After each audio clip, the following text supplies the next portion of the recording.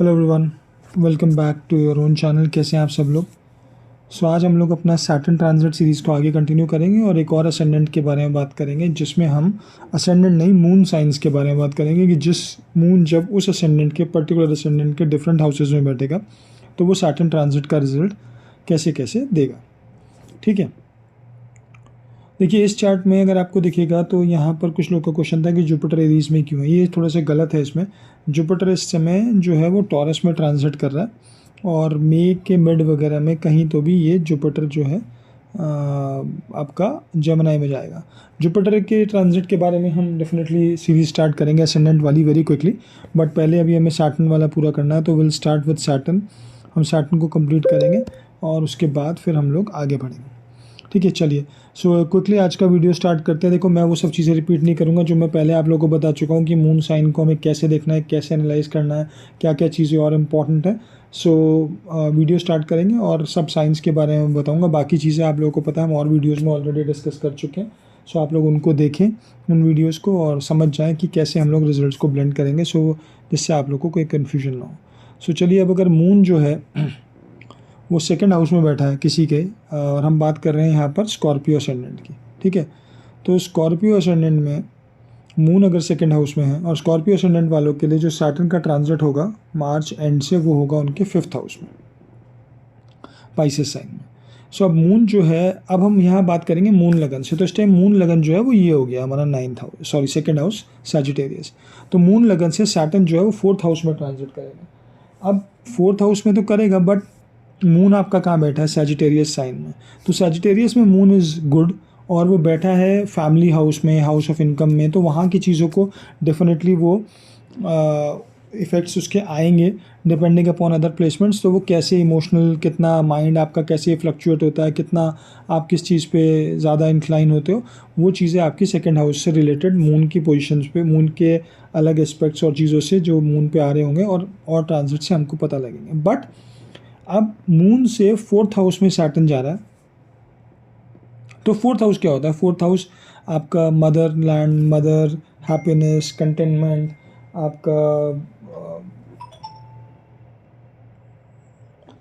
आपका क्या कहते हैं, हाउस, होम, व्हीकल, कन्वेंस।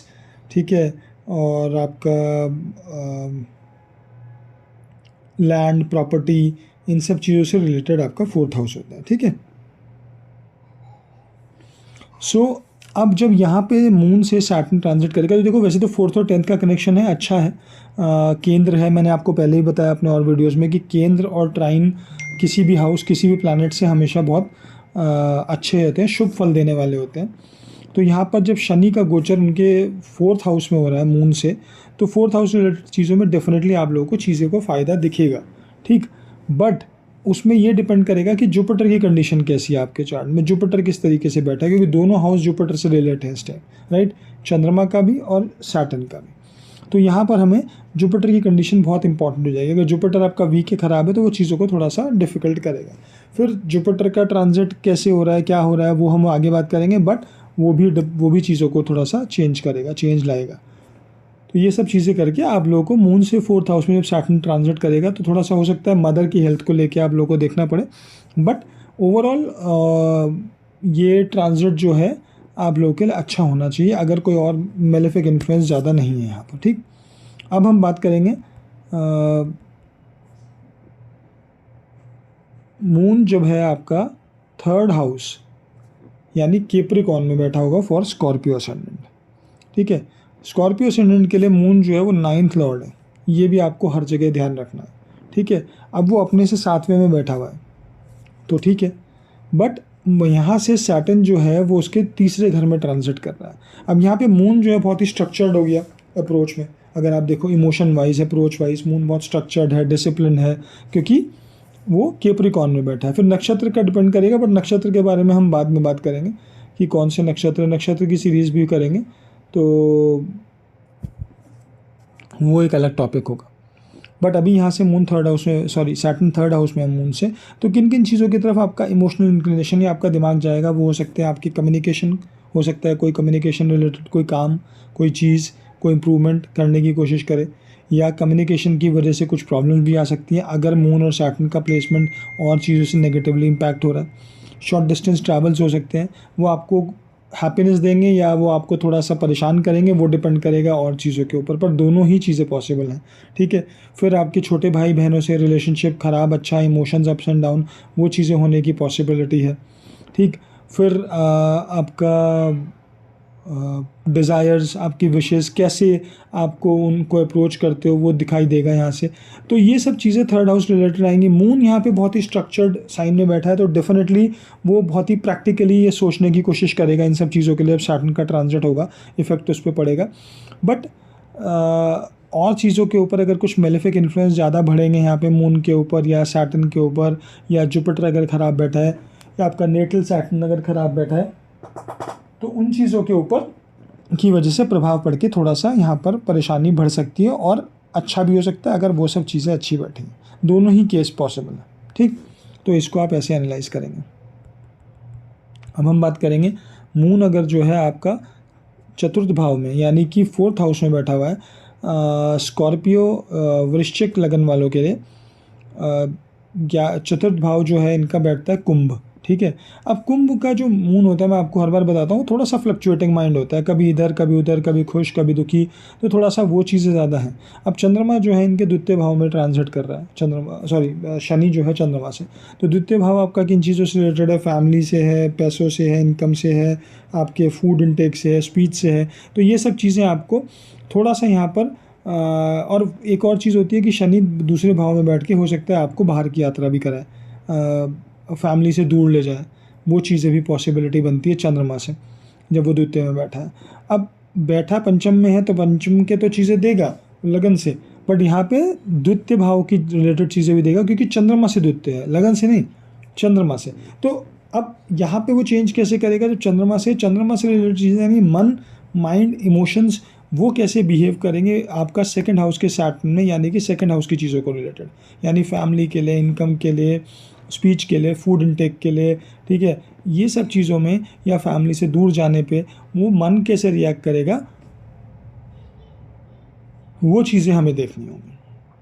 ठीक है। तो ये आपका जब शनि द्वितीय भाव में आ जाता है चंद्रमा के, तो ये रिजल्ट्स देता है। अब शनि जब पाइसेस में ही आ जाएगा, चंद्रमा अगर पाइसेस में ही बैठा है, पंचम स्थान में बैठा है लगन से, और शनि जो है वो मून लगन पे ही गोचर कर रहा है, तो साढ़े सती तो है ही, वो तो पिछले साइन में भी थी, इस साइन में वो मेन पीक पीरियड है साढ़े सती का। तो ये देखो यहाँ पर मैंने पहले भी हर साइन में बता रहा हूँ, ये हर असेंडेंट के लिए है। अच्छा, इन असेंडेंट के लिए, वृश्चिक वालों के लिए थोड़ा और भी ज़्यादा रहेगा, क्योंकि देखो वृश्चिक में अगर वृश्चिक लगन में देखा जाए तो वृश्चिक लगन वालों के लिए अगर वृश्चिक लगन में हो तो चंद्रमा नीच का भी होता है। ठीक है। अब यहाँ पर शनि जो है वो पंचम भाव में बैठ गया है जुपिटर के साइन में, चंद्रमा उसके साथ बैठा हुआ है, चंद्रमा के ऊपर गोचर कर रहा है। जब गोचर करके आएगा तब राहु भी यहीं पर होगा, केतु सामने बैठा होगा, तो डेफिनेटली वो इमोशंस में इमोशनली आपको कुछ ना कुछ प्रॉब्लम देगा कुछ टाइम के लिए, जब तक राहु भी यहाँ पर है।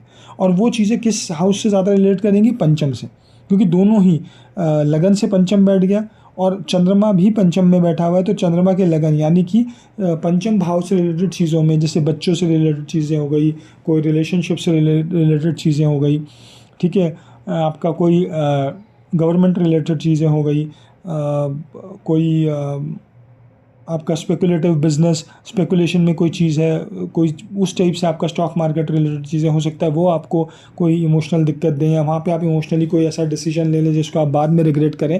तो थोड़ा सा जब ये ट्रांजिट होगा तो यहाँ पर आपको थोड़ा सा अपने स्पेकुलेटिव बिजनेस और इन चीज़ों को लेकर अपने इमोशंस को थोड़ा कंट्रोल करना पड़ेगा, क्योंकि इमोशंस यहाँ पर डिस्टर्ब होने के चांसेस काफ़ी बढ़ जाएंगे जब ये ट्रांजिट होगा। ठीक। तो ये चीज़ आप लोगों को देखनी ज़रूरी है।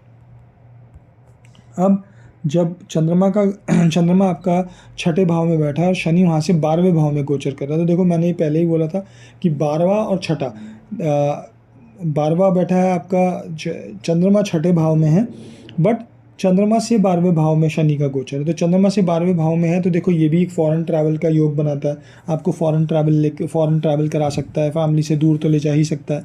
ठीक है। फिर चंद्रमा यहाँ पर बहुत ही फास्ट मूविंग साइन में बैठा हुआ है, ठीक है।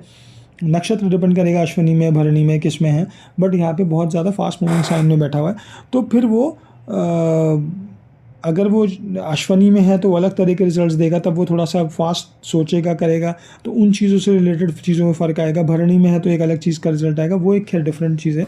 बट यहाँ से अगर आप देखो तो लगन से पंचम, तो पंचम के रिजल्ट, और मूल चंद्रमा से 12वें भाव में तो 12वें भाव के रिजल्ट, और पाइसेस साइन ऑलरेडी 12वां भाव होता है। तो यहाँ पर भी आपको वो इमोशनल चीज़ों में ज़्यादा लेके जाएगा, या हो सकता है आप ज़्यादा मेडिटेशन करो, आइसोलेशन में रहना ज़्यादा पसंद करो, या दूर रहो, दूर रहना ज़्यादा, कि सब लोगों से थोड़ा दूर कट के रहूँ मैं, सोशली भी उतना, मैं अपने में ज़्यादा रहूँ या अपने ऊपर ज़्यादा सोचूँ, ऐसी चीज़ों के योग बनेंगे।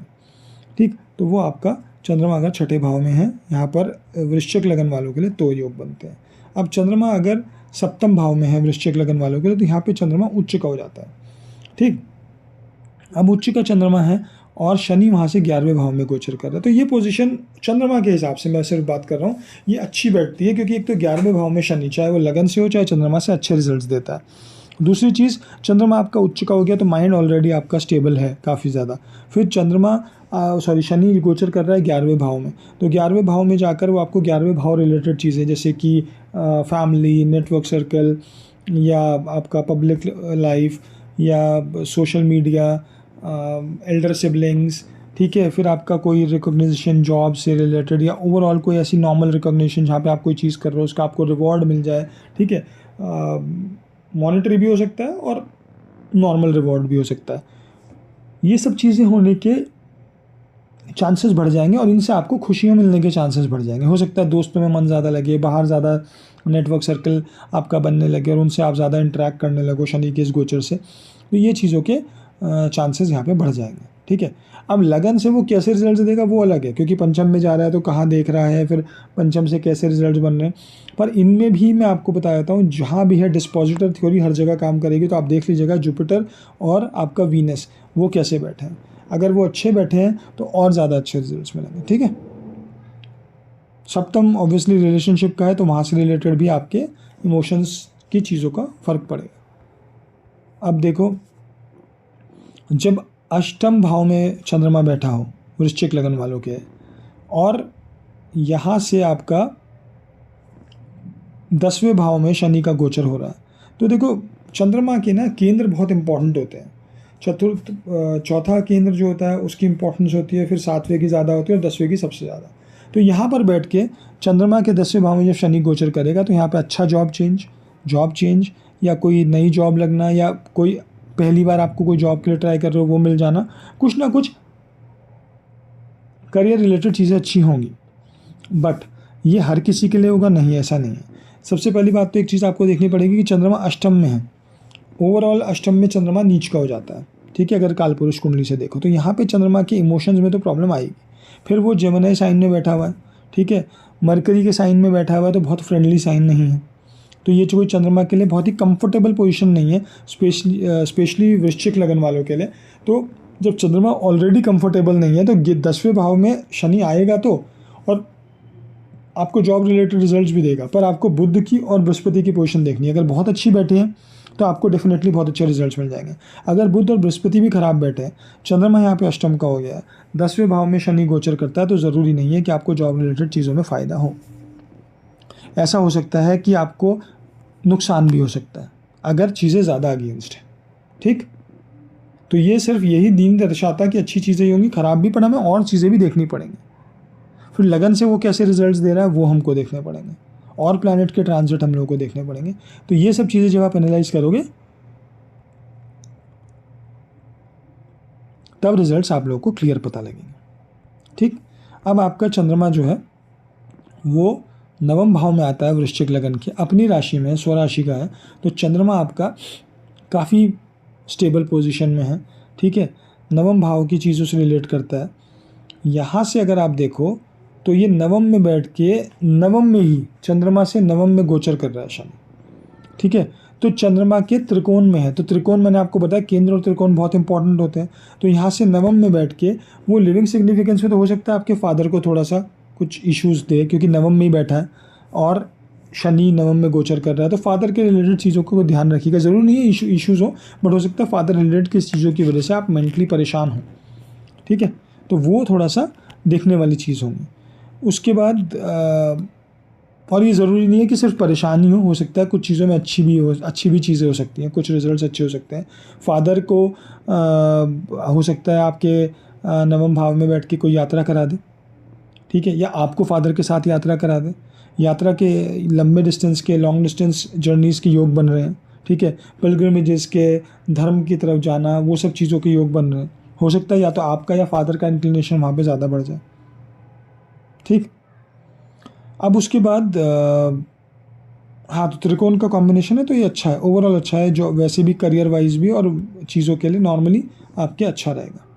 अब चंद्रमा जब दशम भाव में आता है तो दशम भाव से शनि उसके अष्टम में चला जाता है, ठीक है। यहाँ से पंचम है पर यहाँ से अष्टम है, तो लगन से वो और चीज़ों के रिजल्ट्स देगा, बट चंद्रमा से वो अष्टम के रिजल्ट देगा। अष्टम यानी चंद्रमा से अष्टम आपको इमोशंस में हो सकता है सडन अप्स एंड डाउन्स आ जाए, ठीक है। हो सकता है आपका इंटरेस्ट अकल्ट की, एस्ट्रोलॉजी की तरफ काफ़ी बढ़ जाए, स्पेकुलेटिव बिजनेस की तरफ काफ़ी बढ़ जाए, कि पंचम स्थान तो है ही, आठवां भी आपका स्टॉक मार्केट रिलेटेड हाउस होता है, तो हो सकता है वहाँ पे इंटरेस्ट आपका बढ़ने लगे।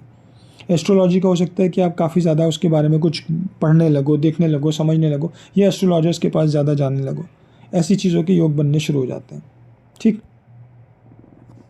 अब चंद्रमा जब है आपका और देखो डिस्पोजिटर थ्योरी में बार बार मेंशन नहीं कर रहा हूँ, वो देखना बहुत ज़रूरी है हर तरह के रिजल्ट के लिए, और नक्षत्र भी उसमें पार्ट प्ले करेंगे, और दशा तो ऑब्वियसली करती ही। अब चंद्रमा जो है आपका 11वें भाव में चला गया वृश्चिक लगन के लिए, वर्गो में चला गया, और उसके शनि जो है वो सप्तम में आ गया, तो यहाँ शनि से सप्तम भाव के रिजल्ट्स मिलेंगे, यानी कि इमोशंस, माइंड आपका सप्तम भाव की तरफ जाएगा, यानी रिलेशनशिप, पार्टनरशिप, मैरिजेस, जो लोग की शादी का टाइम की बात सोच रहे हैं, अगर कुछ चल रही है तो शादी के योग बन सकते हैं, ठीक है। तो ये अब देखो पंचम भी देखो अगर लगन से तो रिलेशनशिप का है, सातवां देखो तो वहाँ भी पार्टनरशिप, रिलेशनशिप या मैरिजेस का कुछ योग बनता है, तो कुछ ना कुछ रिलेटेड चीज़ों में आपको डेफिनेटली वहाँ पर फ़र्क या कोई शुरुआत होते हुए या किसी चीज़ का फाइनलाइज होते हुए चीज़ें दिखाई देगी। बट उसमें और भी चीज़ें आएंगी, वो जो मैं आपको हर बार बोल रहा हूँ, डिस्पोजिटर थ्योरी और वो सब, वो आपको चेक करना है। बट ओवरऑल ये चंद्रमा से एक और केंद्र हो जाएगा सप्तम, जो कि मैंने बताया बहुत इंपॉर्टेंस होल्ड करता है, तो यहाँ भी रिजल्ट्स अच्छे मिल सकते हैं आपको, अगर मेलेफिक इन्फ्लुएंस ज़्यादा नहीं है तो। अब बुध की अच्छी स्थिति है। अब चंद्रमा आपका आ जाता है 12वें भाव में, ठीक है, ठीक है। अब 12वें भाव में जब चंद्रमा आपका आता है तो यहाँ से शनि का गोचर जो है छठे भाव में हो जाएगा, ठीक है। अब छठे भाव का गोचर, छठा भाव क्या होता है? छठा भाव होता है आपके मैटरनल साइड, यानी मामा, मौसी, इन सब की तरफ का। छठा भाव होता है आपका कंपटीशन का, सर्विसेज का। छठा भाव होता है आपका रोग, ऋण, रिपु, शत्रु, ठीक है, इन सब का। तो हो सकता है कि इन चीज़ों को लेके माइंड थोड़ा सा आपका फ्लक्चुएट करे, इमोशंस ऊपर नीचे हों। और ये मैं क्यों बोल रहा हूँ, क्योंकि चंद्रमा देखो, ठीक है, शुक्र की स्थिति और बृहस्पति की स्थिति तो मैटर करेगी करेगी, अगर उसमें जरा सी भी प्रॉब्लम है तो फिर और ज़्यादा प्रॉब्लम होगी। चंद्रमा अपने इसमें वृश्चिक वालों के 12वें में बैठा है। 12वें भाव का चंद्रमा बहुत ज़्यादा सोचता है, क्योंकि अगर आप देखो तो पाइसेस साइन में है, ठीक है, तो पाइसेस साइन में यहाँ पर, और शनि भी गोचर पाइसेस में ही कर रहा है, ठीक है, काल पुरुष के हिसाब से चंद्रमा पाइसेस में चला गया, तो 12वें भाव का जो चंद्रमा होगा थोड़ा ज़्यादा सोचेगा या ज़्यादा इमोशंस में जाएगा, डीपली सोचेगा। तो उसलिए शनि जब इनके छठे भाव में आएगा तो छठे भाव चीज़ों को रिलेटेड हो सकता है इनका माइंड थोड़ा सा परेशान या इमोशंस ऊपर नीचे हों, तो वो चीज़ें दिखने वाली होंगी इस हाउस से रिलेटेड। अब अगर लगन में ही चंद्रमा बैठा है तो देखो लगन में चंद्रमा इन लोगों के नीच का हो जाता है। अब यहाँ लगन तो ठीक है, लगन और चंद्र लगन एक ही है, और आपका पंचम भाव जो है मेन इंपॉर्टेंट हो गया, बट यहाँ चंद्रमा आपका वीक हो गया, डब्लिटेट हो गया, नीच का हो गया। अगर इसका नीच भंग नहीं हो रहा है या फिर कोई और चीज़ें नहीं हो रही, चंद्रमा पे बहुत पॉजिटिव एस्पेक्ट नहीं है, तो हो सकता है 5वें भाव की चीज़ों से रिलेटेड या आपको प्रॉब्लम दे इमोशंस में, ठीक है। अब वो कुछ भी हो सकता है, 5वें भाव से जो भी चीज़ें रिलेट करती हैं, तो उनको लेके थोड़ा सा आपको मानसिक कष्ट दे सकता है, क्योंकि यहाँ पे चंद्रमा नीच का हो गया, ठीक। सो चलिए गाइज, ये मेरा एक एनालिसिस था आप लोगों के लिए, वृश्चिक लगन वालों के लिए, जब चंद्रमा उनके डिफरेंट हाउसेज में जाता है तो शनि के गोचर पे कैसे रिजल्ट्स आते हैं, ठीक है। और अगर आप लोगों को ना पता हो कि आपकी जन्मपत्री कैसी है, या आपके चंद्रमा कहाँ है, या आपका शनि कहाँ बैठा है, या गोचर कहाँ करेगा, क्या रिजल्ट्स देगा, किसी भी तरह की कोई एस्ट्रोलॉजिकल रिपोर्ट्स, कंसल्टेशन, या आपको कोई हेल्प चाहिए हो, या कोई आर्टिकल वगैरह पढ़ना हो, या और नॉलेज का कोई देखना हो, कोई कोर्सेज देखने हो, तो आप मेरी वेबसाइट पे जा सकते हैं shikharvats.com। वहाँ पर आपको ये सब चीज़ें मिल जाएंगी और आप मुझसे कॉन्टैक्ट भी कर पाएंगे। ठीक है, तो चलिए, अगर आपको वीडियो अच्छा लगा हो तो वीडियो को लाइक करें, शेयर करें, कमेंट करें एंड चैनल को सब्सक्राइब करें। चलिए guys, thank you so much, bye.